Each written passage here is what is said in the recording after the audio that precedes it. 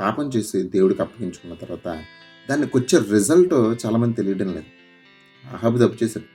ఆ తప్పు చేయడం వల్ల అతను, అతని భార్య, అతని కుటుంబం మొత్తం తరతరాలు ఇశ్రాయేలు భూభాగం మీద లేకుండా, వారి శేషం అనేది లేకుండా దేవుడు తుడిచివేశాడు. అంటే చెడు క్రియకు దాని యొక్క రిజల్ట్ ఇలా ఉంటుంది మాట. ఆకాను చేసినటువంటి తప్పు ఏంటి? ఓ వస్త్రాలు, బంగారము, వెండి కోసం ఇశ్రాయేలు రక్షణ పక్కన పెట్టడం వల్ల అతనితో పాటు అతని కుటుంబం అంతా కూడా సర్వనాశనం అయిపోయింది. గెహాజీ చేసినటువంటి తప్పు వల్ల అతను కుష్ఠరోగాన్ని తెచ్చుకున్నాడు. యోధా చేసినటువంటి తప్పు వల్ల తన ప్రాణాన్ని పోగొట్టుకున్నాడు. ఇలా చెప్పుకుంటే పాపం వలన వచ్చినటువంటి జీతం ఏదైతే ఉందంటే కనుక అది మరణం అని బైబిల్ చాలా క్లియర్గా చెప్పింది. అంటే ఇప్పుడు నీకు రావడం లేదు కనుక ఇంకెప్పుడు రాదని అనుకోకు. కాకపోతే దేవుడిచ్చే శిక్ష అనేది చాలా దారుణంగా ఉంటుంది.